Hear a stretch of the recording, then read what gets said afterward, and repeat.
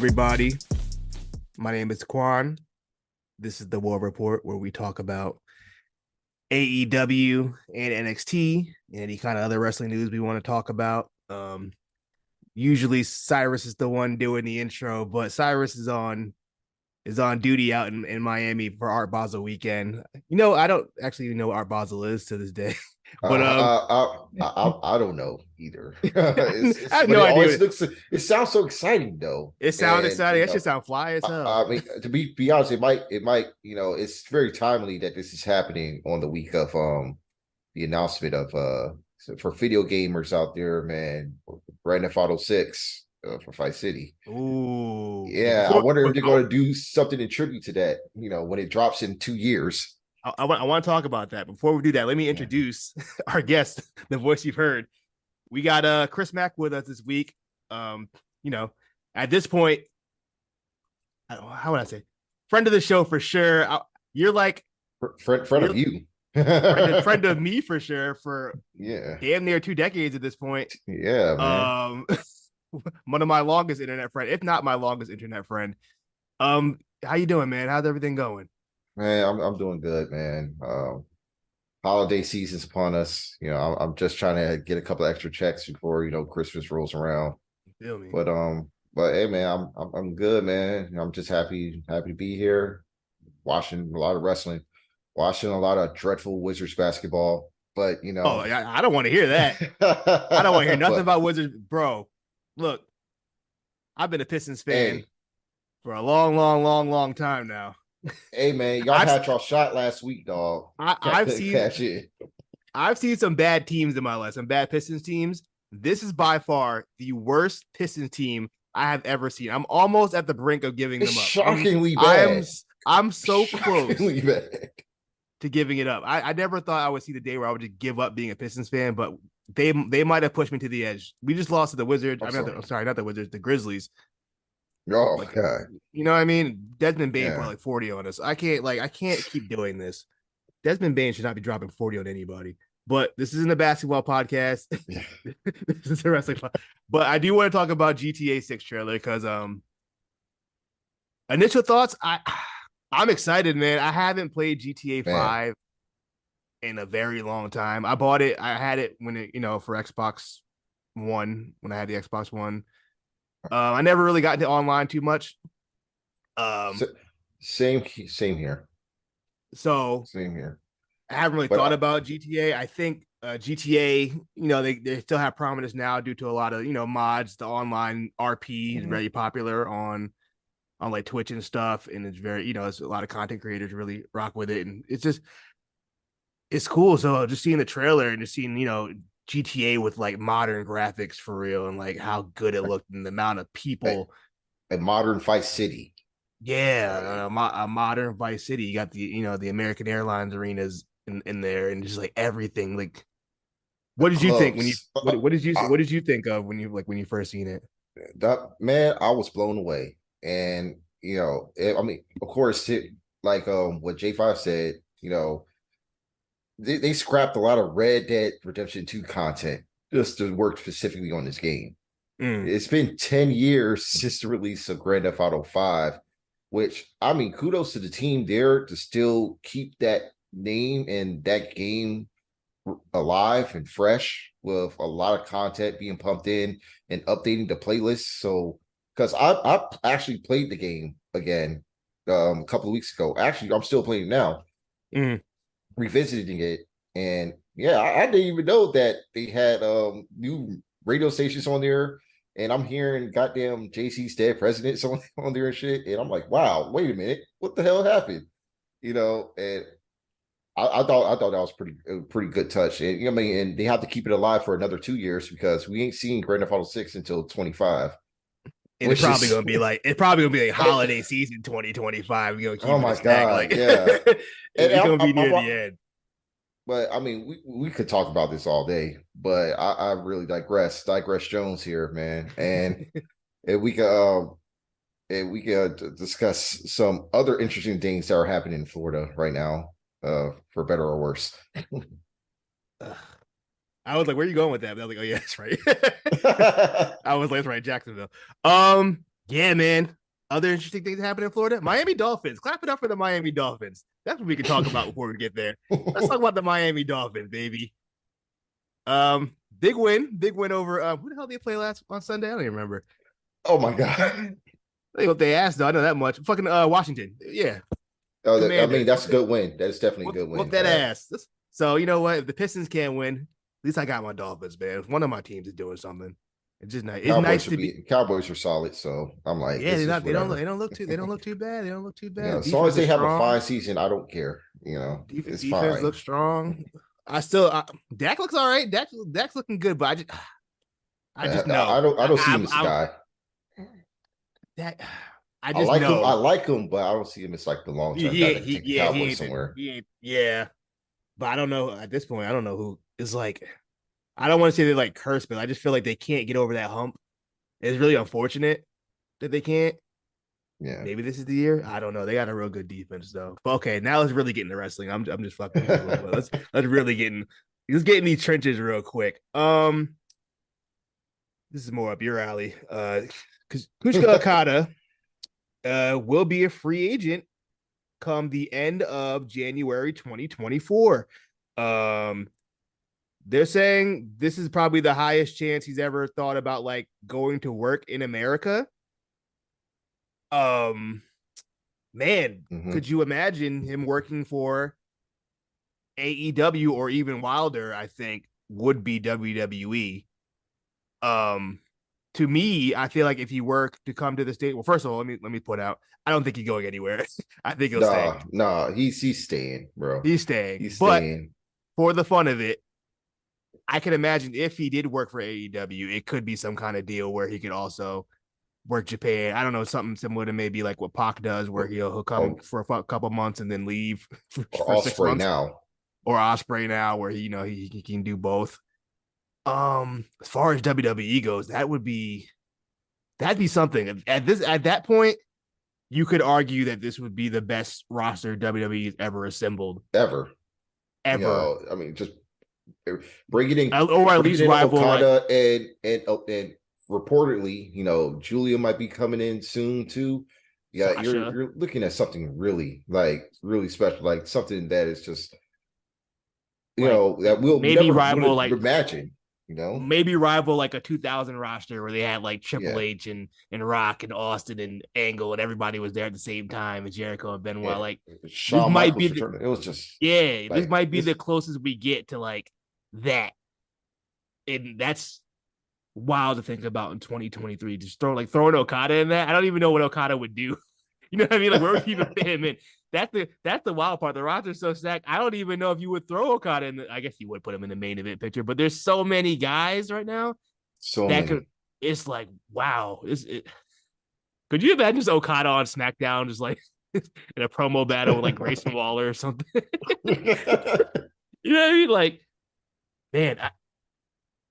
And you could do, interesting enough, you could do more wacky stuff with Okada while he's still being a main event talent, because he could do like the shit with New Day and it will still pop off because he's kind of a weird dude in a way, because he doesn't really take himself seriously as much, even when he's in New Japan. And for sure. But I just still, I don't know, I just can't imagine it at this point.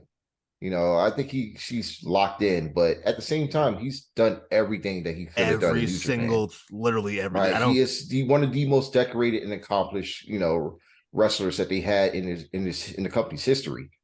And I mean, a part of me feel like he could try to do something else in Japan.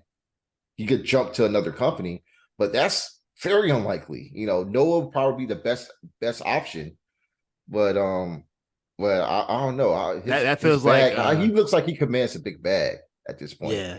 That sounds like when when Ronaldo going to that fucking Saudi league or whatever, right? Like with the Noah, bro. No, I wouldn't. Don't disrespect Noah in that way, man. I'll say I'm not saying Noah's weak. I'm just saying Noah's like a much lesser company compared to New Japan. I think I don't know. You're more on that than I am, but yes, it still is. I mean, okay. Still rules all, but Noah's been it's been better quality wise the last couple of years. compared to Production New wise, it looks Japan. good. I've Yeah, I've it's only really caught a great. couple Noah matches here and there, but not only that, just think of the state of New Japan if Okada leaves. What is Oh, it's I cooked. haven't I haven't been watching I haven't really been watching New Japan. I think since Evil when he won the world title, that kind of like, all right, I'm Yeah. not watching this. But Uh, I just feel like they took so long to really get any of those young dudes that they had ready for a mhm. moment like this where, oh, what if Okada leaves? You know what I mean? Or, Eh, like yeah, or Tanahashi's getting old, Naito's getting old. Do we have anybody? And we got Osprey, but he ain't gonna be here he's full not. time. So And he's not a native talent. that You too. know, that's the most important part. Like, you can still have great, foreigner talent there, Yeah. to be at the top of the card, but you gotta You need have, it. Yeah, you need a gotta Japanese have guy. your native Yeah. champion. And Yeah. Okada, he is that. He He's is the guy dependable. currently. You can always He's depend on dependable. You can Okada. still put him at the top right now. Yeah. Even if he's getting into like more the latter stages of his career. But I wouldn't know what state New Japan would be in if he leaves, because what you still have what Sonata supposed to be the guy there. Who And don't get me I wrong, have I'm a never cared Sonata about. guy. Yeah, like I am a Sonata, apologizer for or apologist. I've been supporting him since he was doing bullshit with TNA, and I see him but he's not the guy. As you said, Tanahashi's older. He's definitely he doesn't really see himself in the main event picture um Yeah. any longer. Ishii's old. You know, they and with the young guys they have now, Shota Umino, he's good. I see Yoda Sushi has the best potential with the Yeah, I've seen his name around. I'm not really familiar with he's his been work. he I highly recommend him. He's a very very well adapted all arounder. He can do a lot of lucha shit and heavyweight shit. Um, cool look too, very cool look. He actually breathed some extra life into Lij.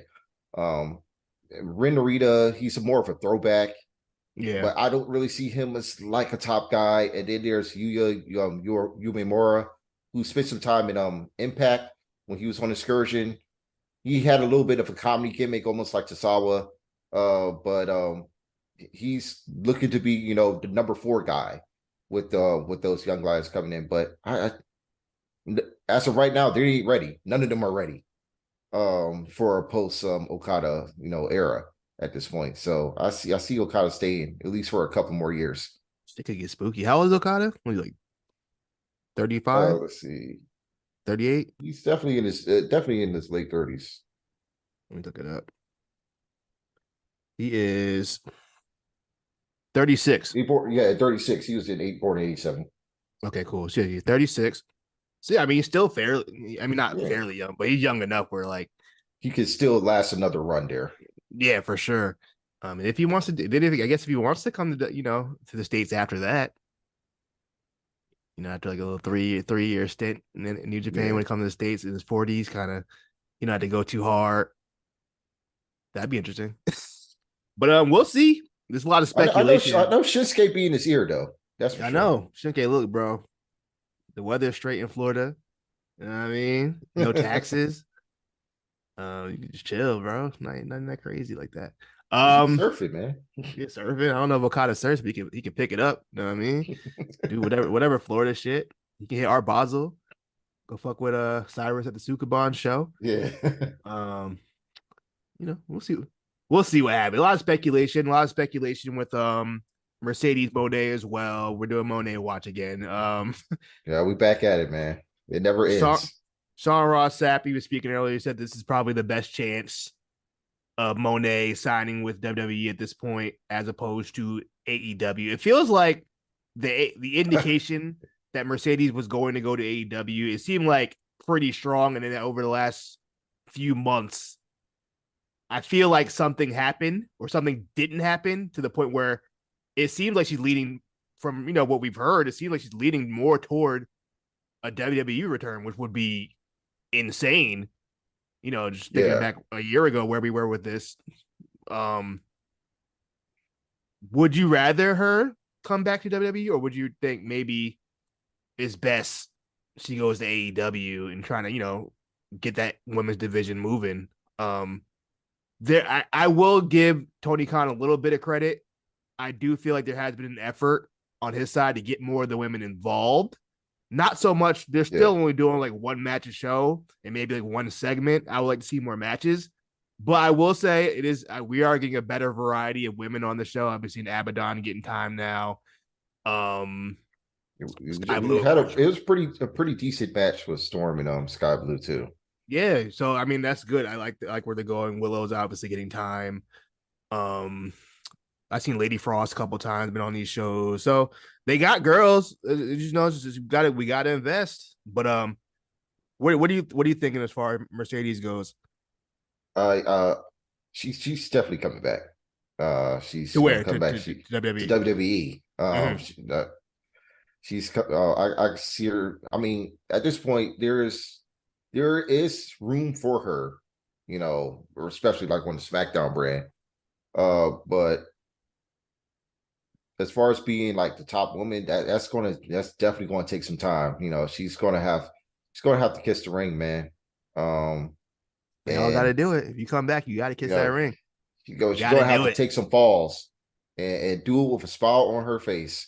You know, and because I mean, this destroys whatever narrative that, you know, most of her entire fan base will have if she returns. And, you know, I mean, she came back. She has to grit her teeth and bear it, I suppose. And you know, make weight, but because she's still a really good talent. She's, you know, one of the best wrestlers on her best day. But, you know, at this point, she has got lapped by a number of women, in not just with the WWE, but pretty much worldwide now. And you know, she got to come in with a chip on her shoulder and really put in that work. You know, because, you know, I don't know, her rep definitely taken a hit over the last few years, and it will be good to see her come back to try to restore some goodwill. But I don't know. I mean, if Charlotte and Becky can make stuff up, I guess she can probably make some stuff up as well with anyone that she offended or, you know, had issues with, you know, going back there. So also, just like, bro, if she goes to that SmackDown roster, that roster right now, it's a dream on that roster is crazy right now, it's bro. Just, there's 3 Japanese women for her to do her Joshi fan fiction with. You know what I'm saying? Her and I mean, her best friend, just right there. Her and Bailey are right there. You know what I mean? Perfectly, like that's that perfect thing. Like you couldn't ask for a better situation to come into. I don't know how far along she is on her, like as far as her injury goes. I don't know if she's good to go, but whenever she's ready to come back, I'm here for it. Let's see it, man. I think we usually don't talk about main roster stuff on here, but like I think this with Roman being gone and Logan Paul not being on SmackDown every week, I think having the emphasis on the women has been a good idea, and it's been paying off for, you know, all the women involved, especially because, you know, earlier in the year, the SmackDown women's division, it was a lot of criticism was kind of just like, what's going on over there? Just like it's like 4 people working over there, but I think they really bolstered it and it's looking real good. But enough main roster talk. Let's talk about Kevin Sullivan, not that Kevin Sullivan, the other Kevin Sullivan. Kevin Sullivan, the former AEW vice president of post-production, was let go by the company, according to Meltzer. There's a lot of questions going around regarding what happened past the feeling that the original AEW has changed greatly. This also, you know, comes with last week with QT Marshall leaving and kind of his philosophy on what the company should look like or what direction is going, and then wherever Tony Khan or, you know, in the elite, kind of where they want the company to go. And it seems like there's a shift going on. I don't really know exactly what the shift is. Yeah. But there's a shift with kind of just how the company is, the tone of it, just, you know, it's how do I explain this? It's just it don't feel like the company we were watching, you know, in 2021 when it was hot, or like, you know, right pre-COVID AEW when it was real hot. You know what I mean? Like that Atlanta episode where Cody jumped off the cage, did the moonsault, the Wardlow. I remember that episode. That was like one of the best episodes of weekly TV for any wrestling company I've ever watched. I was like, they were hot. And it was for a minute. It felt like some something was special was unique about to happen. TV. You know, Yeah, it felt like refreshing and really cool. And now, like lately, it feels off.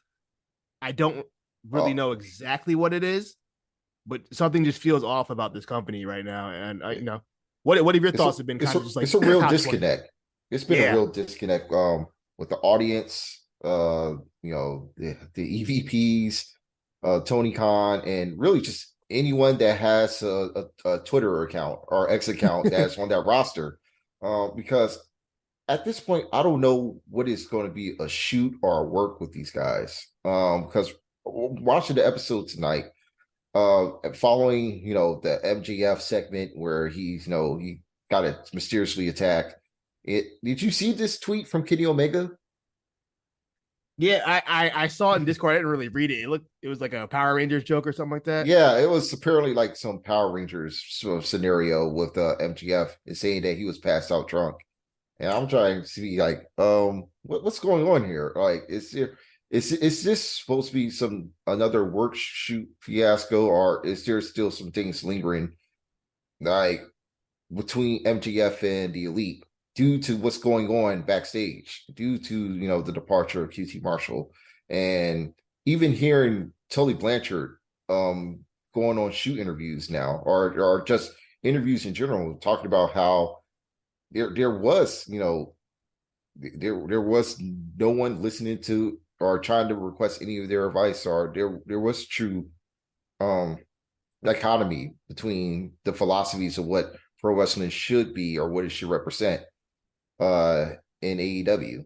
And I'm watching this episode, it was definitely a lot like it, because I didn't know if it was trying to do you know fake Ring of Honor of the good years, and then I get this tepid Monday Night Raw main event here in the Yeah, end. you know what it is lacking of an identity. I think Yeah, that's the best way to explain it. They don't know what they want to be. They're in a weird spot where half the roster wants one thing, the other half of the roster wants another thing. The Elite want one thing. Tony Khan wants to please everybody. It's just a really big. yeah. I feel like hopefully I hope going into 2024 there's some kind of soft reset where they kind of get their bearings together. Whatever happens after World's End, whatever going on with this mystery attacker and the devil, and just kind of go from Oh, there, really build off of that. I have my theories on who the devil is at this point and who this little stable is, but we'll get to that when we talk about the show. But yeah, it just feels like a real lack of identity, and I think people leaving like this, such important position. Well, not so much QT Marshall, but like the VP of like production. I don't know exactly what he does, but it sounds like something that was like probably very important to the show. And you don't like somebody go like that unless you want to make a drastic change. I would imagine. So I'm really interested to see how 2024 looks for AEW. Because I thought for 2023 this year, I thought it started off pretty strong up until like Revolution, and everything after that, it just felt like, man, this ain't the show I was watching 2 years ago. You know what I mean? yeah, it's been down. It's been down the slopes in more ways than one. Yeah, no more. You ain't lying. Just and there's just so much. It's just never a good sign. I've said this before, but it's never a good sign when the out of off the show bullshit is more It interesting than what's going on in your TV show. it permeates into the show. And then, yes, and that's the Like you worst could just part. feel that. In some ways, you kind of can't. You can feel that toxicity Yeah, on the TV screen. It's like it doesn't feel good just watching this. It's not a good product. Like it's just not a good television product when I'm it's not. watching it in full. Even trying to separate matches from a standalone aspect. It just doesn't feel right. It doesn't match up. Yeah, they got a lot of work to get into. It's just a lot of bullshit going on. They got to get it together, man. Because I genuinely do want to see AEW succeed. There's guys over there that I really really like. I like watching them wrestle, but man, just like these Yeah. shows, bro. Even like Those shows are just bad. even Collision. I liked Collision when it first started up, but now at this point, Collision feels like a chore to get through. You know what I mean? Like, to be honest, if I'm gonna keep it a stat, recently Rampage has been their best show. I treat that like Sunday Night Heat. And I just like, just some matches on there. But yeah, maybe like because it really is a Sunday Night Heat show. It's just Sunday Night Heat. And like they had a couple good matches, and that's it. It's an hour. And we quick in, quick out. But I just feel like Collision has become such a chore to get through, bro. And it's always, I feel like they always work with a real limited crew. So the matches are really long and just, yeah, when they don't really need to be a lot of the time. But, also, real quick, while we're on Collision, I just want to, I do want to give a shout out to some good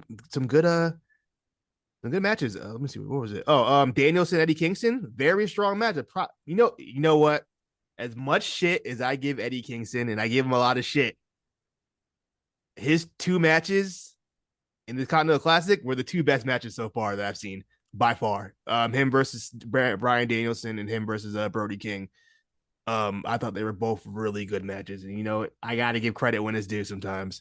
Man, I've still yet to watch any of his Quad cosplay at all for tonight. I really I saw I heard great things about the Danielson match. I still haven't got around to it. I probably will sometime soon, but it's just Eddie Kingston and John Moxley, like their styles just such a turn off to me. Yeah, because it feels like a very fake version of what I've used to see and what I actually enjoy. Yeah, it's a real watered down, kind of neutered version of like that real all Japan hard hitting, Kawada, Kira, whatever the hell his last name is. I can't even say that shit. Taue. I don't know. I never knew how to say that. Taue. Okay, Kira Taue. But also Brody King versus Claudio was a really good match. Low key, Blue League is getting Gold League out of here. Like the Blue League matches have been hitting. Gold League, yeah, Gold League was very boring. Tonight, yeah, these Gold League matches were. We can get into those right now. Let's just get into those to keep it a stack. John Moxley versus Roosh to open the show. Very, very, is very much Roosh. It's very much John Moxley. They both have very distinct styles. Roosh is very reckless. John Moxley is also very reckless. Finish was weird though. How'd you feel about that? He kind of like sleeper hold, got put to sleep, and then immediately got up. What was that about? Yeah, I was like, this was Roosh being Roosh because he no-sold the hell out of that sleeper, and Taz was doing his best to say that he gathered his bearings after he woke up. But I'm like, he stood straight up after the sleeper hold. Yeah, like if you get choked out, you ain't getting up that damn fast. It's gonna take you a second. You're gonna be a little wobbly. I mean, it's just another case of, I don't know if it was him going to business for himself again, but I wouldn't doubt it. I mean, he should. I mean, what is TK going to do about it? You gonna stick Brian on him. Actually, I would actually enjoy that match again. It's a shame that they got them separate. But yeah, I actually wanted just something to be good out of this, but it just never held my attention. Again, and just the strike exchanges were just there, but and the fit, even though the match went about 14 minutes to finish, kind of felt abrupt in a way, and yeah, they got right to it. They just got right to the finish, and that was it. It was just a standard, regular Mox Roosh match, but Mox didn't bleed, so I guess he had us there. It's crazy. Mox hasn't bled in a minute. I feel like it's been a while since I've seen this man bleed. Unless I'm just so used to it. He's going knee deep into his MMA, foreplay now because he's got his Def Jitsu shirt on, saying "fuck the Hardcam." Fuck the Hardcam, man. He's so badass. That's one thing. I am so tired of hearing internet wrestling fans say this guy is so badass. Like, bro. What is he, Jean-Claude Van Damme? Like, bro, man, get that shit out of here, man. I don't know. Maybe that's just me hating. I don't know. No. That's some just regular meth country shit. It's nothing really badass about it. That's just where he's from Ohio.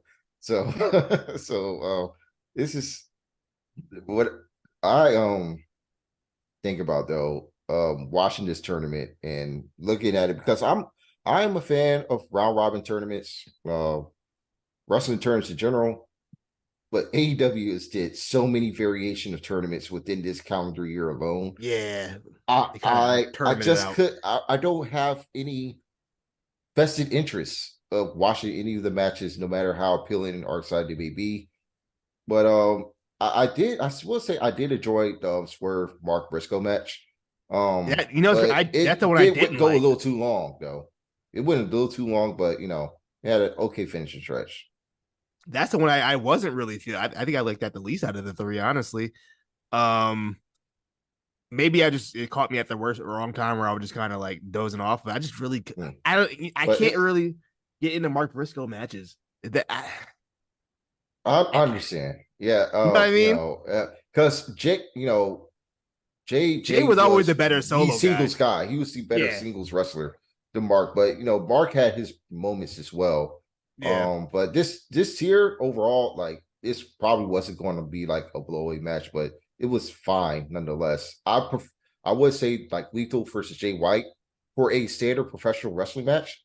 That was actually that was probably the best match of this tournament. I thought that was the best match of tonight Yeah, for sure. I thought that was out of the yeah. three, that was the best Like match it felt like the Sinclair ROH era type of main events there. And I for thought, sure. it was very touching. I mean, it's just Jay Lethal match. So he's Yeah. gonna do that. And You know what pissing me off about Jay Lethal? I hate when niggas is fighting and they do a cartwheel. What are you doing a cartwheel in a wrestling match for? Don't do that. I hate that. The fuck you doing a cartwheel for, bro? You're in a fight. I hate. Are you talking about we go for the lethal injection? Nah, he did a cartwheel to get out of like a move or something, like out of a hold. I was like, why did he do that for? That's it's just like don't. I mean that's normal Cassius Clash. I know it's No, but it's just but like I'm I like hate. it's so I do a fucking cartwheel and I don't know. Is it a childish thing? A cartwheel? I don't know. It really bothered me. technical Um, wrestling, man. it's real technical, real graps.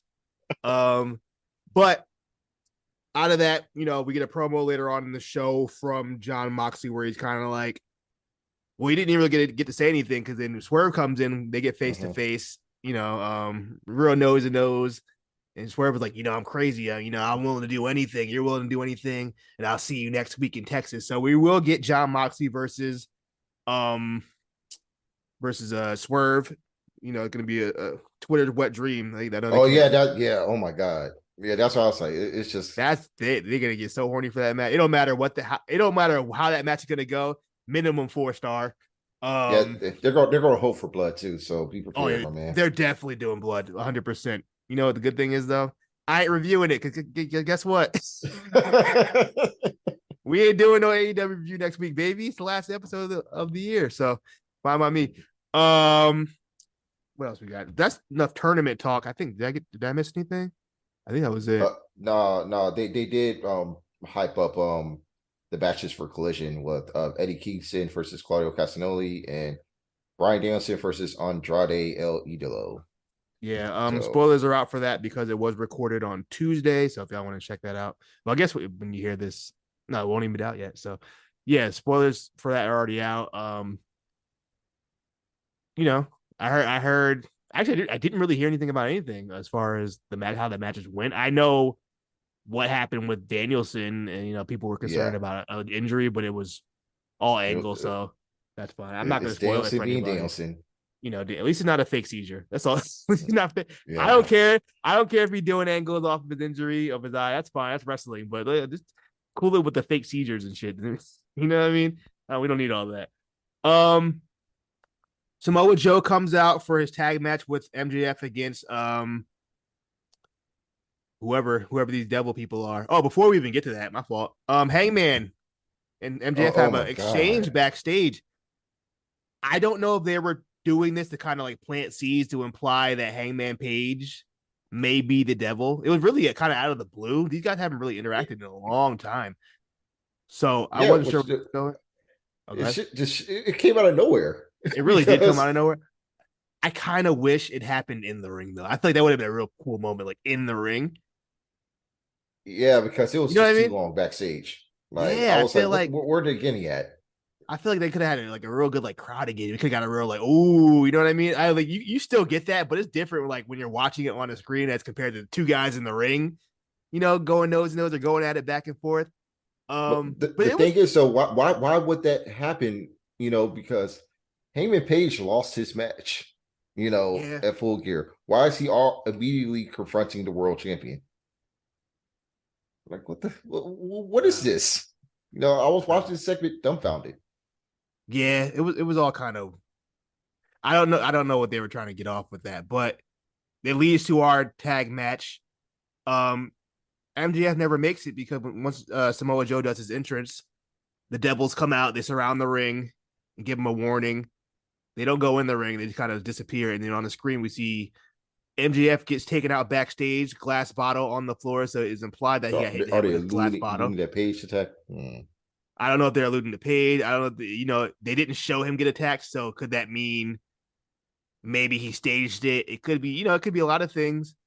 I don't, but at this point, I feel like I have a really strong belief that this Devil stable, whatever this is going to be, it feels like to me the members are Kyle O'Reilly, who we've heard is good to go. He's been backstage for a while now, or at least the last couple weeks. Wardlow, I think that was implied when he came out last week with his hair all messed up. Someone pointed that out. That was a good pick. Adam Cole, because I feel like that was implied when I guess like when he did that in-ring promo with MJF, it looked like he pressed a button to like make the lights go out. Oh. And probably the Kingdom and Roddy, I guess. That'd be the group. Which I whatever. But I mean, hey, it could be worse. It well, could be Sammy Guevara or Jungle Boy. So you know what? If it's Adam Cole, that's fine with me. I mean, this is already given a feeling of like the modern day aces and eights. Very aces and eights. Very aces and eights. It's just, it's just this weird shit. Like I mean, good for the guys that are involved, I guess. I mean, great for Warlow. He gets to be in a prominent spot again after all these years. Yeah. If that's the angle, I guess it's going to come to a head at World's End. That's what I'm That assuming, would right? make the most sense. I mean, we're not going to get to do predictions for World's End, so I'm going to just do it now. I think Samoa Joe wins that title match. I think Samoa Joe going to get the title going into the new year. I don't think he'll have it for long. I feel like he'll be transitional, but he will get that win. And MJF probably needs time off. I believe it's a shoot. He has It's a torn confirmed he has labrum, a right? torn labrum, right? Yeah. So I'm Yeah, assuming he takes some time that's off. I figured. I think that's the only match he's going to work is Yeah, that match with probably. Joe, because I Yeah. was like, why is he wrestling with a torn labrum tonight? Yeah. And then they pretty much staged it, which I think that was actually pretty smart. Yeah. He'll Just probably to miss write him next week off in that too. way. Yeah, he'll probably miss next week. So you can probably stall this out until yeah. So look, next week he misses it on the 13th and the 20th. Maybe he comes back. 27th, you have like the last angle, and then you go into the pay per view. Yeah, they could probably get that off in 3 weeks. I can see that. So yeah, we got a lot to look forward to as far as World's End goes. As far as hopefully we find out who the devil is by then. But from that we get more kind of sports entertainment angle type deal with Adam Copeland versus Christian. Man, if this didn't feel like a Raw main event, I don't Man, know I what. was like, what is this? I'm watching this match. I'm like, this feel like one of them dog day Raws of not even of this era, but like of a older era that that I was like, oh man, the big whole big show is just a slog to get through, and you get to this match, and you're like, man, I'm ready for this to end. big 2014 Raw energy. It wasn't. I don't think it was It was bad. fine though. It was a fine match. I mean, like these two, they wrestled each other. I mean, Excalibur said it on commentary. They said they wrestled against and with each other at least over what 500. Was it 500? Like I five? mean, I think it must be more than that. But 500 plus times. I mean, they pretty much know each other for the from yeah, the I was back say of their hand. So they could probably they do were a going match to with their work eyes closed, blindfolded. a You know what I mean? standard match, and it felt like a Yeah, standard match, almost to the point yeah, that I was like, it's one of the better matches of the night because it was worked professionally by these two. I mean, at this stage of their careers, they're still one of two yeah. of the They're best decades. workers, They're decades and of 30 their years and era. yeah. Well, it was a fine match going up to that point, and they're getting into their finish. And the crowd. I mean, the crowd really wasn't that loud for this match. I would say it didn't I feel think like so. that. I feel like the audio was kind of off for this show. I feel because Yeah, it definitely got off towards the end. I'll say that. because I feel like even when Metalink, I tweeted this too. I was like, it's gonna sound like a hater tweet, but I promise I'm not hating. But like, Metalingus don't hit the same. Like, it don't sound the same when it comes. It doesn't. Like, it's not loud enough. The production was weird. So I don't know if like the In mics are off this or episode. something. Yeah, like I don't know if the mics are up. Maybe that's because Kevin Sullivan left. I don't know. But like it didn't hit. So the match itself, we get to the match. They're having a real drag out kind of brawl outside a lot of outside the ring stuff. They get back in. Edge had a really cool spear counter, which I've never seen before. Maybe you've seen that before, but like he kind of like backed into the corner so that he wouldn't get like hit by the spear, and he like reversed it into a DDT. I thought that was a really cool counter. We get to then we get to the finish. This is where they lost me because like one, like so who was it? Was it Mike Knox? It was Mike Knox, or was it Remsburg? Who was Rick it? Knox. No, Bryce Remsburg. I think it was Bryce Remsburg. Was it Remsburg? They're both ball. I don't even know. I think it was Remsburg. So Remsburg, and they're both terrible. Remsburg was in the ring. He got distracted. I forgot what happened. He got distracted. And then so Christian kicks him in the balls. He falls over. Mind you, he didn't get kicked in the ball. And now he got hit over the head. No, it was the ring. Like, he didn't get speared. He sold it like death. Like he kicked in the ball, so he was just stone solid. We're like down for like 5 minutes. Like bro, you're hitting the ball. You didn't, you know what I mean? Like you didn't get hit with a chair. So I thought that was really weird. I don't understand why he did that. When the ref bump happened, I was like, "Oh, we're getting some bullshit now." Which is fine. I wouldn't be mad. I'm not mad at that. I just think why did they do a kick to the ball? That's so weird. So then, Nick Wayne's mother comes out. She comes down the ring. She's a terrible. She's not a good actress at all. Oh, I mean, they're the best, aren't they? This is the third. This is the third time where I'm just like, "Boy, she's terrible." They keep putting her on TV, but she come down to the ring. She's. I guess she's trying to give off a conflicted look. It didn't really give that. It was horrible because she gave it off the moment she looked at Adam, and I was like, "Oh, you already gave him the spot because he stared at him first." Yeah, she grabbed the TNT belt. She looks directly at Adam. You know what it reminds me of? Remember Jon Stewart at at SummerSlam? Oh yeah. I think it was Cena versus Rollins. Yeah. And then like it was like that where you obviously knew who he was gonna hit, but it just like he tried to make it look like it was something else. Like you know what it was.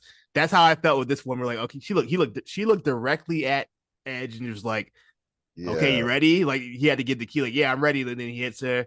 And I thought it was funny because like the commentary team was like so disgusted, like, how could she do that? And like she didn't just watch Edge like smash her son's brains in like 4 feet away from her 2 weeks ago. Like, yeah, I mean the term makes sense, but what do you think? Like, that makes perfect sense to me why she would hit him. I would have hit him too. You know what I mean? I don't know. Just it's really very I saw a lot of people say online it was just like very Russo-esque. And in a way, if it was like that, because the crowd immediately shitted on it.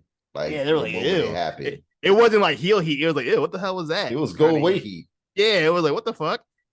It was, especially for AEW crowd where that type of stuff doesn't really happen very often, and you never really know how they're gonna react to that kind of. You already know how most of that fan base they hate the WWE light shit. That was very on there, and this is more than that. This is TNA 2008-esque.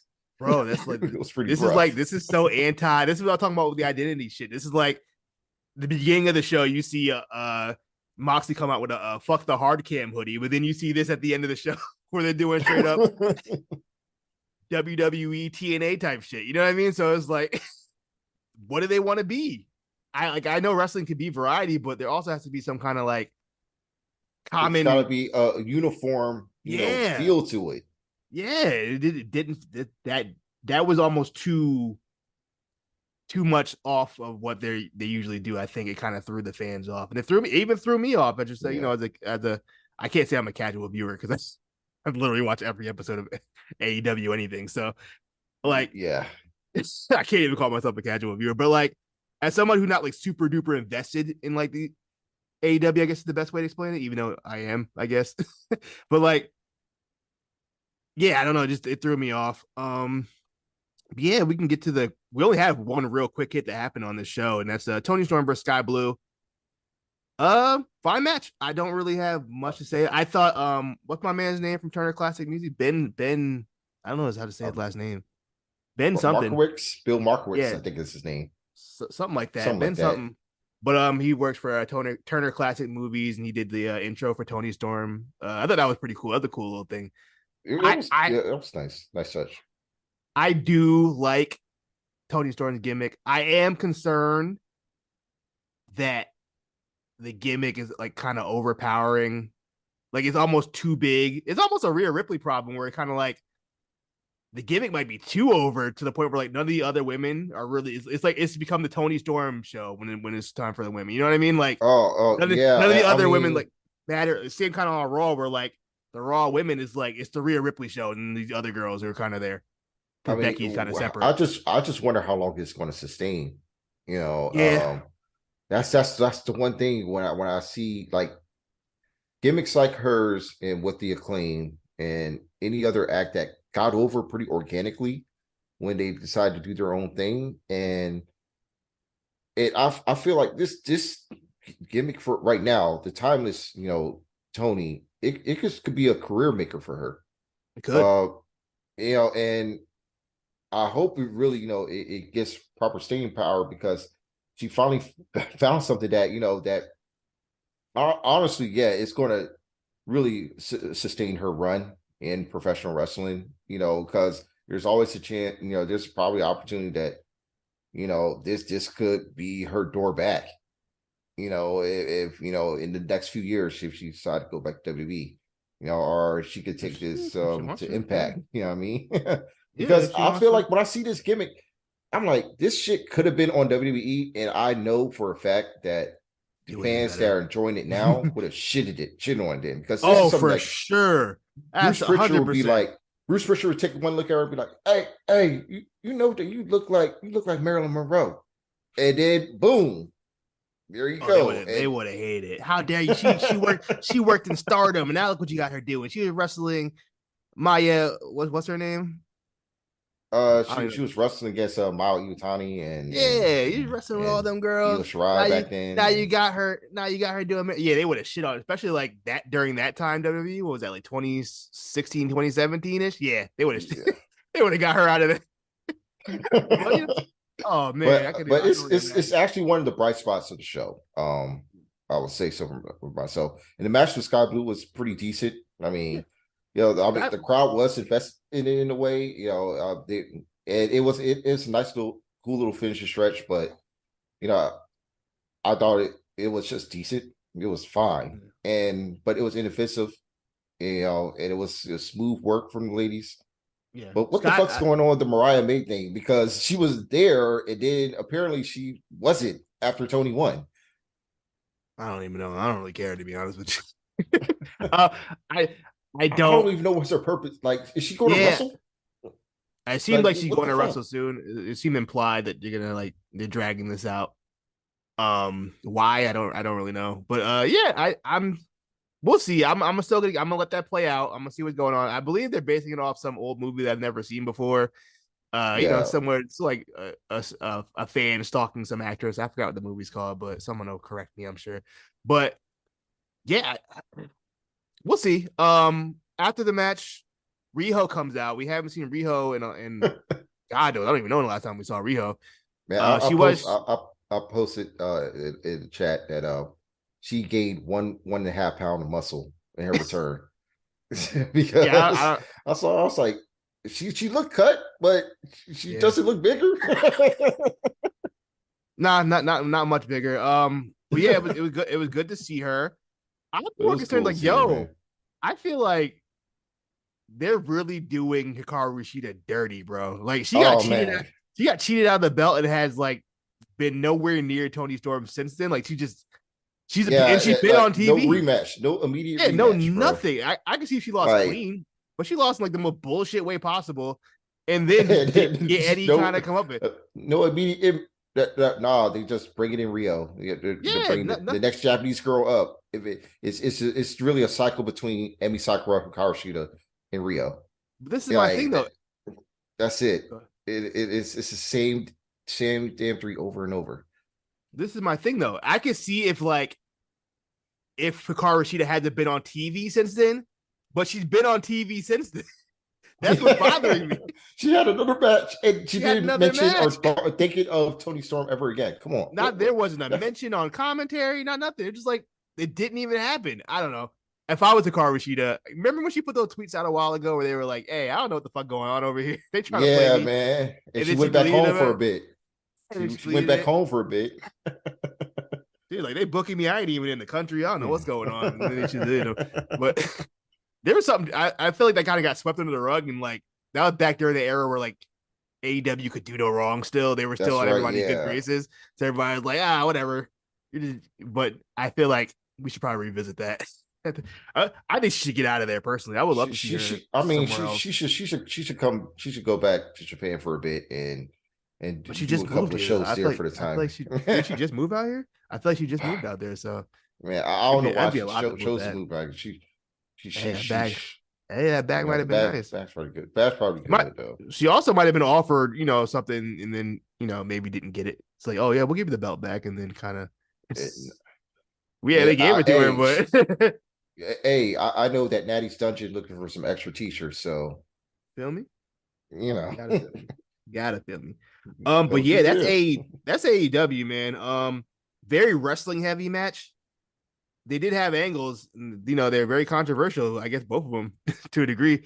So we got something to look forward to next week as far as Swerve Moxley as well as the Roderick Strong stuff. I'm actually I get a kick out of this shit. I think it's funny. Cyrus doesn't like it. I think it's pretty funny, but I think because he does a lot of his character work on like Rampage and Collision. I know Cyrus doesn't watch those, so like I see it more. I think it's funny. This is the most entertaining. He's looking more and more like J. Jonah Jameson with the hair and the mustache now. That mustache is incredible.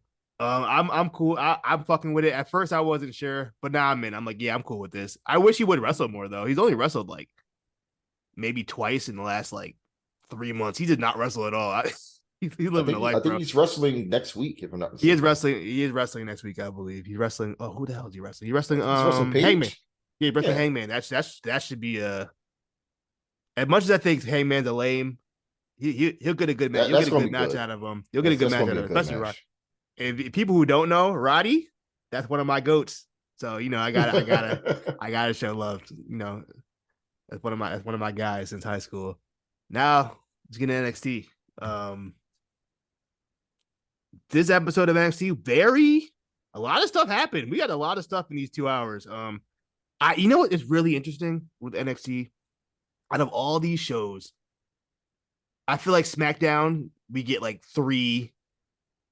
maybe 3 or 4 things that kind of happen. And then Raw, I feel like it's 3 hours, so we're going to get a lot of stuff. And we're going to get a lot of matches and like long matches or whatever.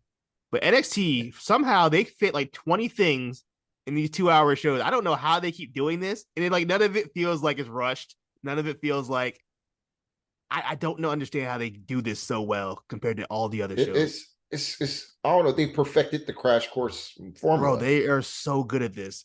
Like I would never bored during this episode. Everything was like bam, bam, bam. It keeps hitting you. And it's just like it's so refreshing. Like it'd never been a time like, damn, I gotta watch NXT. You know what I mean? Like this time we're like, damn, I gotta sit through this Raw, or like, damn, Dynamite. You know what I mean? But like NXT, I'm ready for that. Like, all right, this is gonna be fun. That's what I'm talking about. It's NXT time. Every week, no matter what. Even if the show not even that good, like the wrestling not good or whatever, like it don't even matter. Like it's gonna be a fun 2 hours. It's gonna make me laugh in a good way. So it made me laugh. Get some comedy out there. And to make it better, the in-ring has gotten better in the last 3 months or so. I mean, like last week they had a damn near late match of the year contender type match.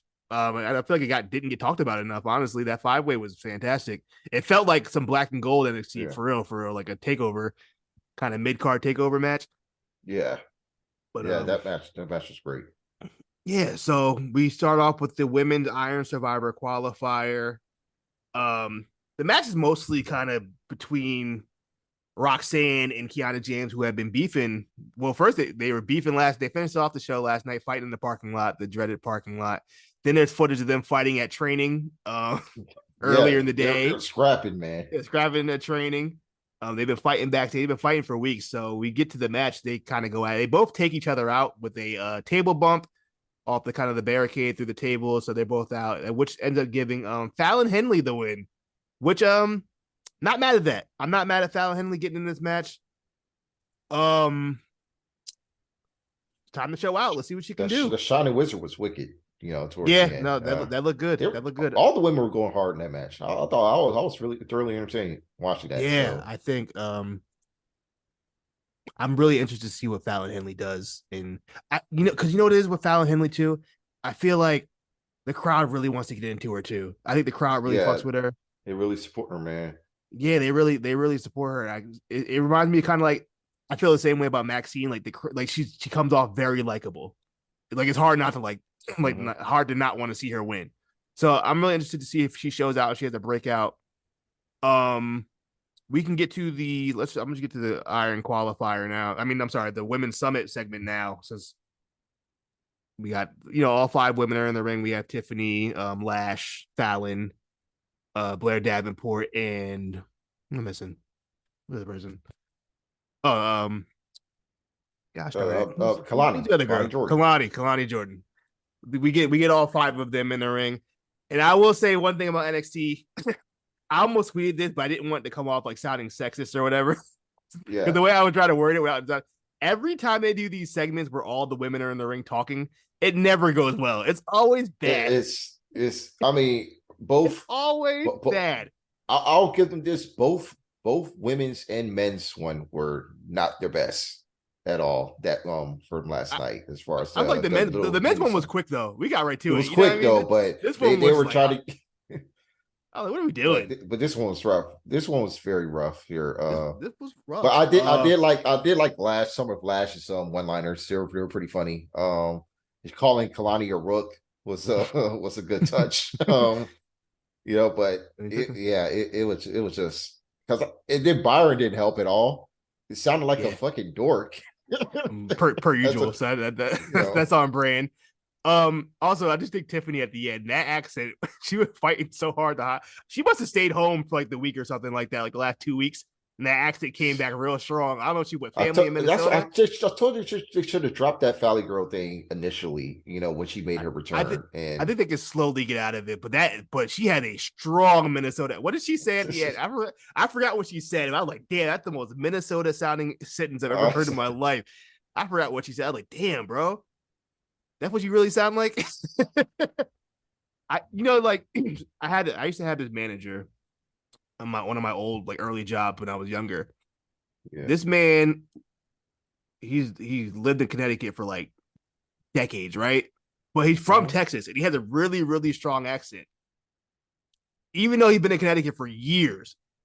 So, but when he said every time he goes down to see family, goes down to Texas, the accent comes back immediately, stronger than ever. And I feel like I genuinely think Tiffany must have went home for Thanksgiving or something, and they came back strong. That Minnesota, it was like fighting to break out. I've never seen that. She was trying so hard to suppress it, it was not working.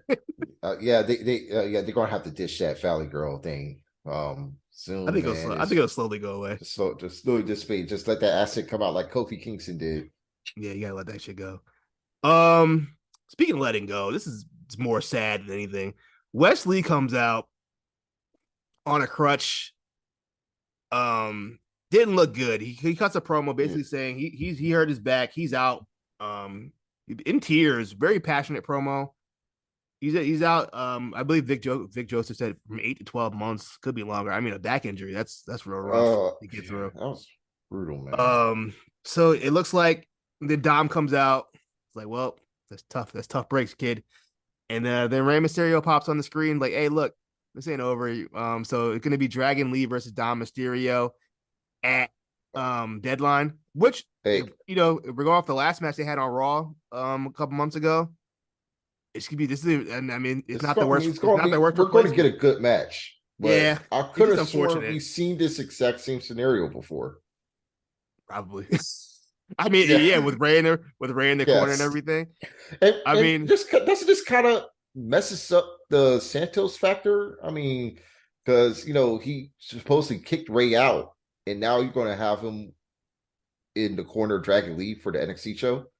Well, I mean, not like Ray dead. You know, what I mean, I think I mean, got but a little still, surgery. yeah, Yeah, it's just I like, thought you would save that return for for the you know Santos what's show. crazy though? Now that you mentioned that the promo, he was standing on his 2 feet like no problem.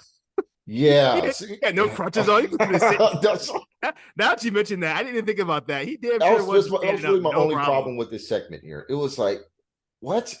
Why is Ray But stand? but also he had a shoot, like he had a real surgery, so maybe I don't know, Yeah, maybe he wasn't that serious as we thought. He's good. I don't know, but yeah. So we're gonna get Dom versus Dragon Lee. Should be a good match, but it's just really unfortunate for Wesley. I hope yeah, it's not man. this injury I, not too bad. I had a feeling that West was going to win the title back. Possibly, yeah, I can see Yeah, that. for Deadline, but this injury it's just horrible, man, because it's really been a rough couple of years for him.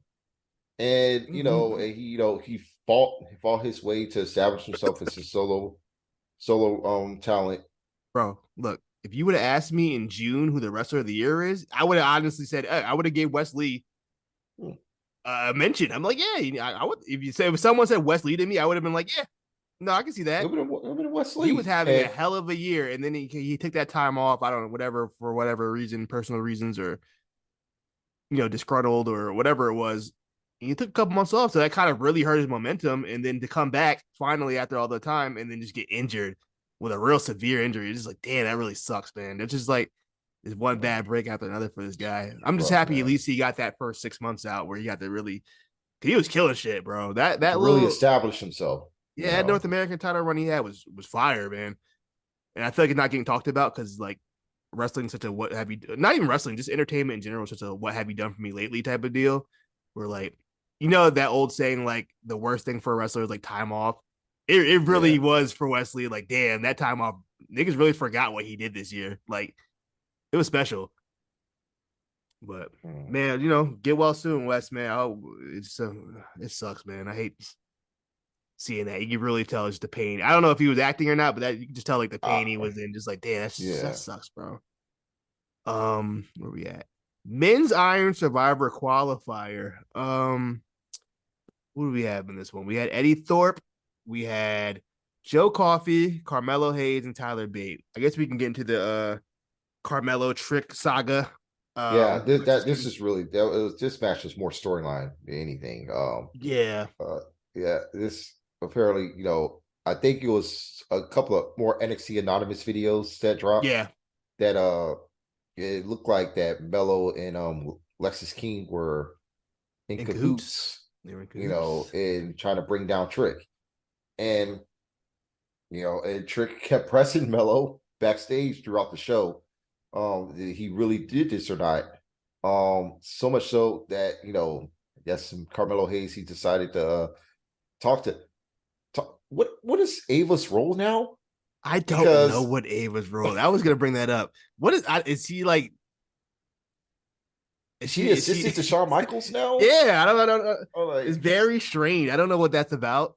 But I guess she's making matches now. NXT does that where they just have like niggas, random niggas be making matches. Like, who gave you that authority to do that? But like what? but Yeah, yeah, I don't know what that was yeah, about. But apparently he's going to have a match with Lexus King on Deadline. I don't shit. know if it's blackmail. I don't know what they're trying to go with this. Is whether it's Lexus is trying to blackmail him or he's just trying to make things difficult for Mello and blow up his spot. But I mean this is a good moment for the King to or should I say before Brian Pillman to Junior to showcase himself. This is an interesting opportunity for him. He's getting a match with a former NXT champion. Mel, this is quite the job for Mello too to get a great match or at least a very good match out of Lexus King. So I'm interested in seeing how that transpired, but I feel like that's going to be some storyline malarkey as well. But Tyler Bate in the Iron Sire qualifier, he ended up winning the match. Did he pinned Mello, if I'm not mistaken, right? Or did he pin Coffee? I don't even remember. Yeah, I yeah, couldn't tell you. Joe Coffee was in this match as well. Couldn't even tell you. I It just was know okay. Yeah. And apparently Eddie Thorpe has a back issue. Eddie Thorpe needs to go back to the drawing board. He need to go home, figure it out because this ain't hitting. I Hey, hope they. I don't know. Hey, seeing some of those members in that breakout men's tournament, he might get some reprieve. Who knows? Yeah, we'll get to that. But yeah. So the Iron Survivor match, Tyler Bate wins. Tyler Bate will be in the Iron Survivor match, bro. Listen, Tyler Bate. If they don't put that man in the Yeah, you're Brawling gonna. Brute, stop wasting our fucking time. Why is he still in NXT? I don't understand why he's He still needs there. to be on the main roster, man. He has to I'm go. surprised he didn't have a match with Dragon Lee yet on Bro, SmackDown. he's got to go. I don't want to see the. I love Tyler Bate. I don't want to see the guy on NXT anymore. It's been like 5 years. All right, enough. We get it. Do something with Yeah, this guy, or like I don't know. It's he's more just than it's ready. so strange. Yeah, what are we still doing with this guy in NXT? It's not like he's in a prominent position in NXT. I can see if he was like in the title picture, which he might end up being in it in the future. But like, actually, I wouldn't even mind. I wouldn't mind Bate versus Dragunov. That might go crazy. Yeah, But that would be nuts. that would go crazy. But I'm just saying, like, what are we doing? Yeah, Tyler Bate wins it. He will be in the match. After the match, what the hell happened? Oh, they have their little Their segment mini where summit. Dijak comes out, he's talking shit, and then Braun comes everybody else, out. Braun comes out, and then who else is in it? And then Briggs comes out, and the nigga's like, "Who are you? You know, what I mean, what are you doing here?"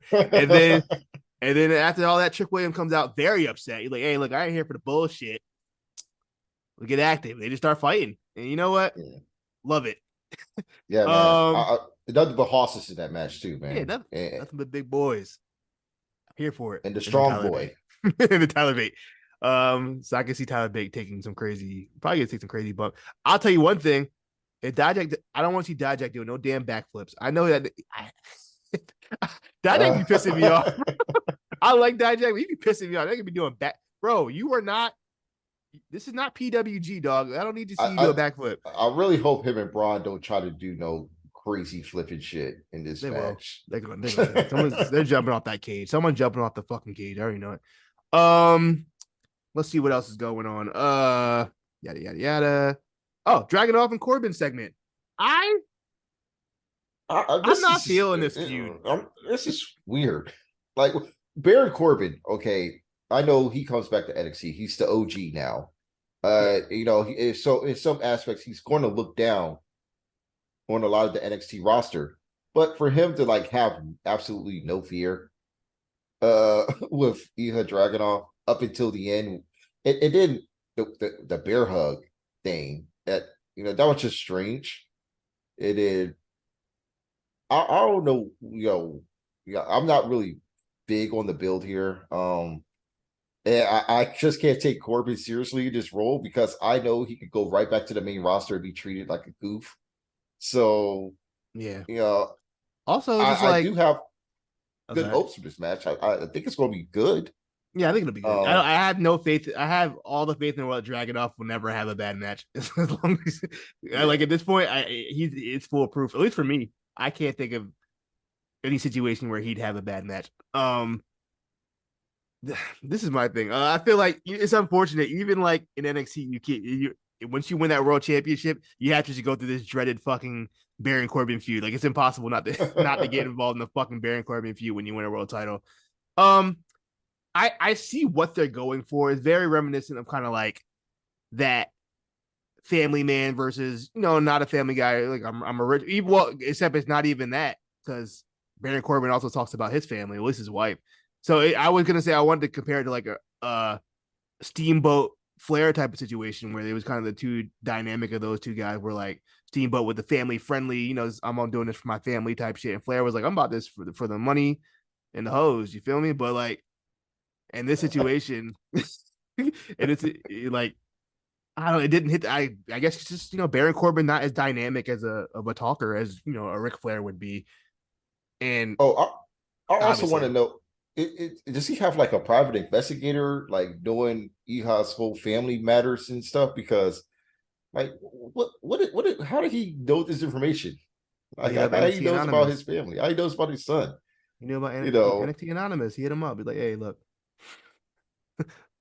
Do something. You give it the sources, man. I need the intel. So yeah, we'll see how that match goes. I want to get to the quick hits, then we'll do predictions for the show. Um, Chase U, boy, Andre Chase, you is some This was shit, fun. boy. This is Andre man. Chase, you are in some shit.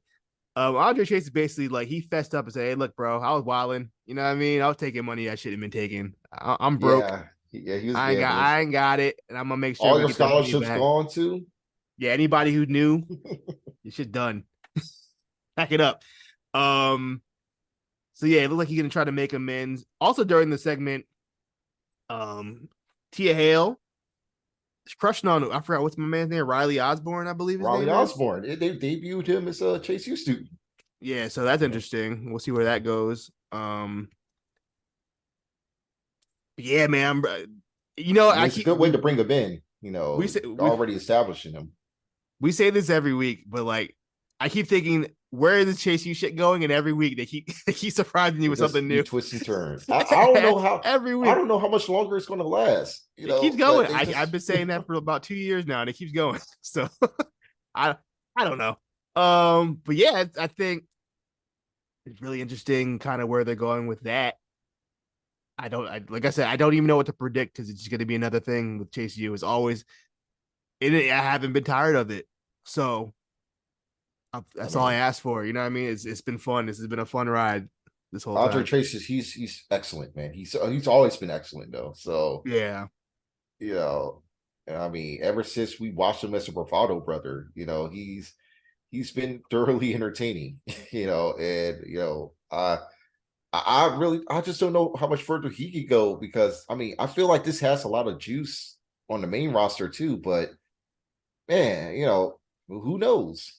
I mean, and the cool thing about Chase U, and the cool thing about Chase U is that you can just kind of bring people in and out of it too. You know what I mean? Like it doesn't have to, and people can graduate out of it. You know what I mean? Tia Hale graduates, so bring in new students. Yeah, I mean, I don't know if they would go this far, but create a rival school. Oh, they're definitely gonna do that. They're definitely gonna do a rival school. I thought they were gonna do that with Gulak for a while. I thought that was kind of the plan, and they kind of like backed out of it. You know what I mean? When Gulak had that, when he would do like the little guest training sessions or whatever, and you're like, "Yeah, what's this about?" They kind of like backed out of it. That would be interesting. I hope they do that. They need someone just as ridiculous as like the head dean or something to be the rule of the school like that. So I don't know. If Gable wasn't doing what he's doing, that would have been perfect for like Gable to do. Could you imagine? Yeah. Low key, you can still do that. You could, but I mean, Alpha Academy is super over now, man. So it might take a minute for him to heal it up again. Well, let's talk about it. Alpha Academy versus Metaphor. Man, this match had no business being this good. Man, awesome. it was so good. Like, it was so much fun. Especially when it got to the last legend tag, and I think it went to extra gear the moment she hit that scoop slam on Otis. Like when she hit that and the whole ring shook and she jumped up, I was like, yeah, this shit is crazy. And I'm happy for her. She's definitely improved leaps and bounds. And Maxine as well, like doing the damn hurricanrana off the top rope immediately after. What's crazy? I think it's wild that's her first ever NXT match. She was NXT for mad long. That was her first ever NXT match.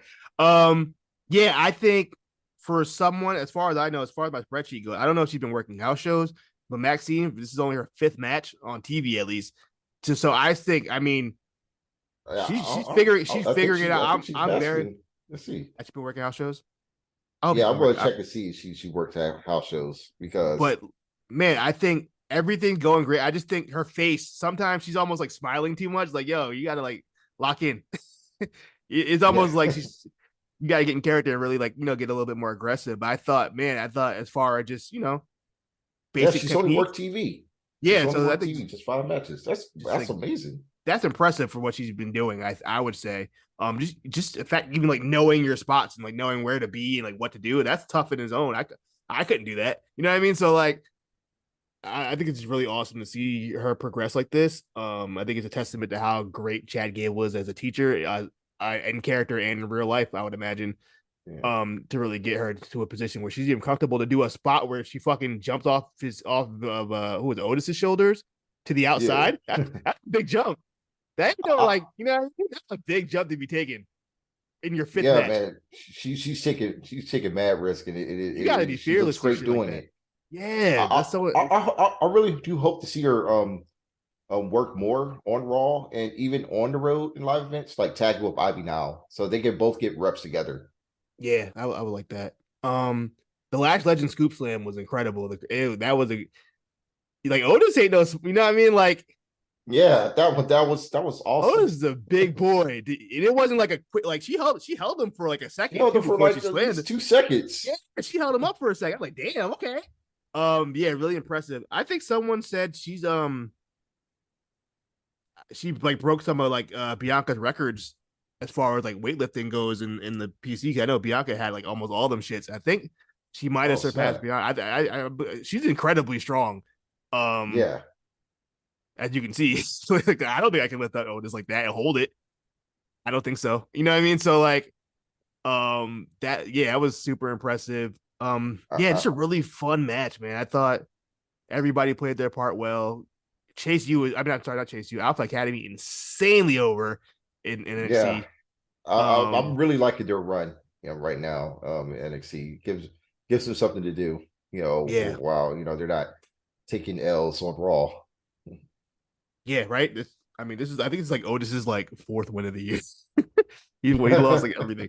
So yeah, man, just a really fun match. I don't know where this goes from here. Do they run back? I mean, he made Noam Dar. Gable made Noam Dar tap. So I wonder if they run that back for the cup again. I wouldn't be mad if Gable won that, to be honest. Fuck it.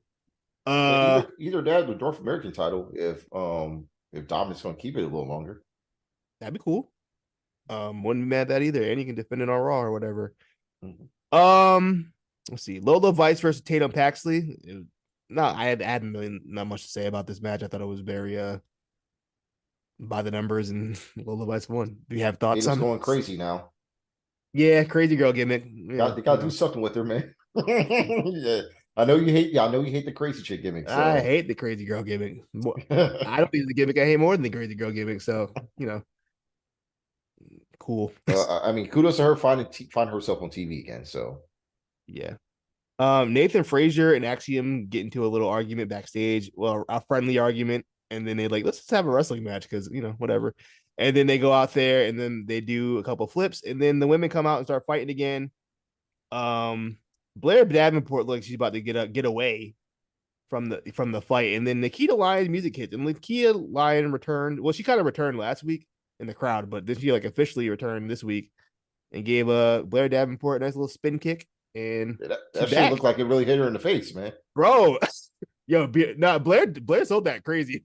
She just a straight up like just flat back bump on the concrete like that. She's wilding. But good to see Nikita back. I she got a good reaction. My concern is she missed a lot of time, and I feel like a lot of the girls that were kind of came in around her time. Oh, they improved leaps Absolutely, and yeah, bounds. lapped her leaps and bounds. I do wonder where her in ring is at right now. I don't know what she's been doing in the PC. It's like she's been at least working or not, but we'll see. Time comes. I think putting her with Blair, obviously the storyline attachment, but I think Blair is such a good, she's such a vet. She's a great hand. Yeah, so I mean, she can, get Nikita in a good position. Um, what else I want to say? Yeah, I think that's it as far as the breakout tournament. That's what I want to talk Yeah, we about. got to talk about the breakout tournament, man. Breakout tournament. So How you liking it? interesting. I know a lot of people in the Discord. They are very much Level Up gang on Friday nights. I am not Level Up gang. I do not watch Level Up, so I am familiar with a couple of these people. Luca Crucifino, who is the lawyer guy. I'm familiar with him. Miles Bourne, who's been on TV for a while now, so that's not really Miles Bourne's involved. Dion Lennox. I remember when they signed him, a light skinned dude when he wears glasses. Uh, Tavion Heights. I know he's on Level Up a lot. He's good to watch. I enjoy him. Yeah. Trey Bearhill. I mean, shit. He wasn't lying I about saw the moment I saw him, I was like, "Oh, well, Eddie Dorp, well, you Eddie. got his heavy. You got your heavy, dog." Yeah, we'll see where that goes. That could be interesting. That could be something. Um, Keanu Carver. Who the hell? I don't remember that. Who's Keanu Carver? I mean, this tournament has a lot of horses. He A was lot of big another boys. big boy, man. Not But familiar with not as him. big as our boy Oba, man. Oba Femi making his return. Yeah, Oba Femi's back. Yeah, I don't. Did we ever figure out why he was like he just disappeared? Like I don't know. yeah, I guess they just had him and just wanted to season him up. I don't know if he was dealing with like an injury or not. yeah. Was But it? we've seen Cause him in backstage or promo segments. For like their TV events like what Great American Bash. I think he was doing one of the cookout segments. yeah, it was But strange. Like they had him on TV. He looked impressive. It didn't like he didn't know what he did. Like he knew what he was doing. yeah, he was gone for months. Yeah, he just disappeared. He was cooking. Like crowd was fucking with him. You getting reactions, and he's just gone.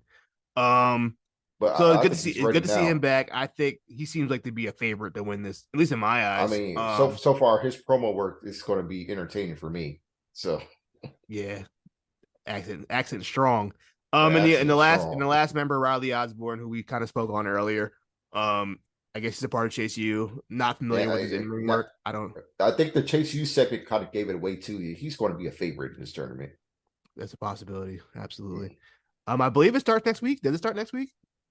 Yeah, I believe it does. Okay, cool. Next week. So next week we'll get the start of and probably after that we'll get the Dusty probably at the beginning of the year. Um so yeah, quickly let's do the predictions for Deadline so we can get out of here. Pre-show Axiom versus Nathan Frazier. I'm gonna go with it doesn't really matter. I'm gonna go with Nathan Frazier, I guess. I think Neither of Frazier's these going to start a turn finally because they've been teasing it for a minute now. yeah, I get. I've already spoken on how I felt about Frazier. I feel like there's not much to him. His gimmick was that he's fast, but when you're not the fastest guy on the roster, because Braun Breaker's the fastest guy on the roster, it kind of just like, okay, well, you're not as fast, you're not as powerful as Braun Breaker, so like, And they're I don't also care. doing the stop and start with his hard truths um Yeah, segment. I don't know where they're trying to go with that. Like I thought that was going to be the start of a heel turn. But I don't think they. I don't know. He's in a weird spot right now. I But don't it think still that they should be a know. good match. Yeah. A match made by GM Ava Roxanne Perez versus Kiana James in a steel cage match. Roxanne had an interesting year as far as her record goes. She's 11-11. She's the epitome of 50-50 booking. Um, she loses a lot more than she probably should be. But I mean, it's the strongest 50-50 booking if I've ever seen it. yeah, I mean, she never looks like weak. So yeah, I guess it works out. I'm gonna go Roxanne on this, but I think Kiana James is gonna have a great showing. Yeah. Yeah. I mean, yeah, I can see Roxanne taking this year. But I don't know. I mean, you think this would be the time to give Kiana that rub Mm. and she get a Well, big deadline victory? Because I mean, this is why her breakout was last year at deadline. it was a breakout. I will say this: I think Izzy Dame is going to be involved in this somehow. So I could see maybe Kiana James, maybe Izzy Dame like throws her bag into the cage and then Kiana James hits her with it. I don't know. We'll see. I I'm feel changing my like mind. Then I'm gonna go Kiana James. she takes a lot of feud losses, man, on single TV losses. Like when she's in a feud of this magnitude, I feel like she should get the win here. Yeah, you know what? Let's do it. Let's do Kiana James. I take it back. I'm going Kiana James. Um, Carmelo Hayes versus Lexis King. This is another interesting one where I feel like this is going to be more of an angle than a Yeah, match. I mean, there I will be a match, but I feel like it's more about the angle more than anything. So I could see Lexis King winning this. And I don't think that hurts yeah. Carmelo with a loss. Do you see? We're going to get to the men's Iron Survivor match, but do you see this match playing into that Survivor match as well? I was Especially after thinking, the promo, the backstage promo between Mello, or the segment between Mello and Trick, when Trick says he's going to close the show while Mello opens it. yeah, that's what I'm trying to figure out because I think the match order is really interesting on this show. I don't know if the title match will end the show, or if one of the Iron Survivor matches ends. I don't. It's gonna be interesting. I think it Yeah. really gonna depend on the order of what kind of where stuff goes to see like what's gonna happen as far as the Iron Survivor match. But I don't think Trick's winning that because I think the end game is No. going to be eventually Carmelo versus Trick, probably at Stand and Deliver or something. So I don't know. But as far as Carmelo Lexus King goes, I'm just gonna say Lexus King. I don't have any real Yeah. reason. Just off of angle wise, I just feel like that would make some kind of sense. I guess. Yeah. I don't know. It's like I said, it's going to be a match. You It's gonna be a know, match. I just hope Melo have his working boots on. um, Dirty Dominic Mysterio versus Dragon Lee. I think Dominic's winning this. I don't see a reason why Dragon Lee would win this after he just got promoted to SmackDown and he has a whole other feud going on. Wouldn't make much sense for him to win. I think No, Dom will yeah. probably win by cheating, probably by Rhea, and we keep it moving. I don't know where Dom goes from there because I think this Wesley thing kind of fucked up whatever they're gonna do. But Yeah, it's just it makes things interesting. But for sure, yeah, I feel like this is going to be the best match of the show. they Outside of had a the real Iron Survivor matches. they had a really good match on Raw a few months ago. If I've never seen it, check that out because it was a really good match. Probably Dom's best singles match as far as Yeah, I it's would say outside of so. the Ray match at Yeah, outside of the Maniac. Ray This is match, the best one. yeah. I mean, from like a technical standpoint, I would say this was better than the Ray match, but I think the Ray matches had better everything else. You Yeah, know what I mean? Just the show of it, the spectacle of that match was just everything. The whole like everything counted. The entrance, the both entrances to the ending, like everything. So yeah, but yeah, as far as like in ring, just technical, yeah, it was the best match by far. Um, you're picking Dom, I'm assuming. Did you say who you're picking? yeah. I'm picking Okay, Dom. okay, Dom. Dragunov versus Baron Corbin. I'm going Dragunov. There's no reason Baron Corbin Yeah, should be. I mean That's the man. Corbin's gonna have one of his once every 3 months type of performance, and and of course Iha, he just like you said, he can't have a bad match. Oh Like yeah, I can bad see this matches, being fucking right. strong, a nice hard hitting affair, but Iha's gonna win and retain. I don't know what you do with Baron after this. Do you decide to plan him, integrate him back into the main roster, or He can go home. You know what I mean? Do his little TikToks, make some steaks. We don't need it. You know what I mean? It's fine. yeah, I'm not, I don't really care what Baron Corbin does. um, Men's Iron Survivor match: Dijak versus Trick Williams versus Josh Briggs versus Braun Breaker versus Tyler Bate. You convinced me to go Tyler Bate. I'm going Tyler Bate. I'm looking at that group there. It has to be bait. I'm Yeah, canceling out. I'm canceling out Trick Williams. I don't think he's not winning this match at all. I think the end game is Carmelo. Josh Briggs. I don't think he's so. going. Braun I mean, Breaker. he's probably going to have a great showing. It's like him I and think Josh Fallon. Briggs. It's Yes, built I for them agree. to try to showcase. You I know, agree. Braun. I feel like Braun. They don't want to commit to yeah, anything because I feel like they're like we don't know when this guy's going to be called up, so they don't want to commit yeah. anything. That's why I feel like they're kind of at with Braun. I don't know what they're Even waiting for. it's still a third title reign will still feel fresh, You even think so? now. Yeah, even as it was still because I mean the last two champions after him was Melo and Iha. So yeah, going back to Braun, it will feel pretty fresh still. Yeah, it's fair. You Okay. know, So so I'm going I with don't think bait. Dijak winning because Dijak doesn't win anything. I think it's going to bleed to Dijak and Braun doing something. Um, That'd be something. That'd be a hell of a match. yeah, Damn, I didn't think about that. You might be yeah. right. I think Dijak because they're tied in with Eddie Thorpe. It's going to lead to something between them. Mm. Okay, I'm interested. I'm gonna go Tyler Bate. Are you right? Are you agreeing with me? Are we I'm doing going Tyler with Bate? bait. I mean, All Iha and right. bait. That just sounds like That that's a sounds like match. fucking heat. Yeah, that's a match that they got to have on. For the Dragunov reign. Yeah, you can put that And right on regular hopefully TV that could be the too. send off for Tyler to get to the main roster. Yeah, right. Um, Women's Iron Survivor Challenge. We have Tiffany Stratton versus Lash Legend versus Blair Davenport versus Kalani Jordan versus Fallon Henley. Um, Ooh, this is tough. this is tough. I don't know. I guess they. I mean, Tiffany would be the easy choice. Yeah, I thought like Tiffany seems like an easy choice. If they want to throw us off and do Kalani Jordan, I wouldn't be mad at Kalani Jordan winning this. Like on some underdog shit.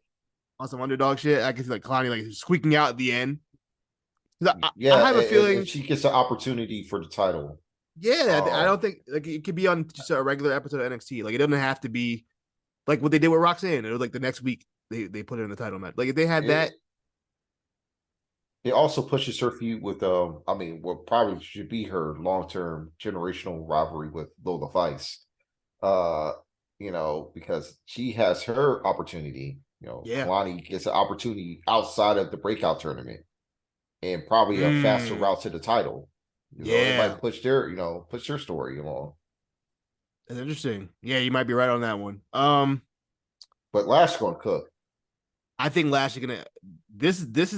I've been waiting for Lash to do something.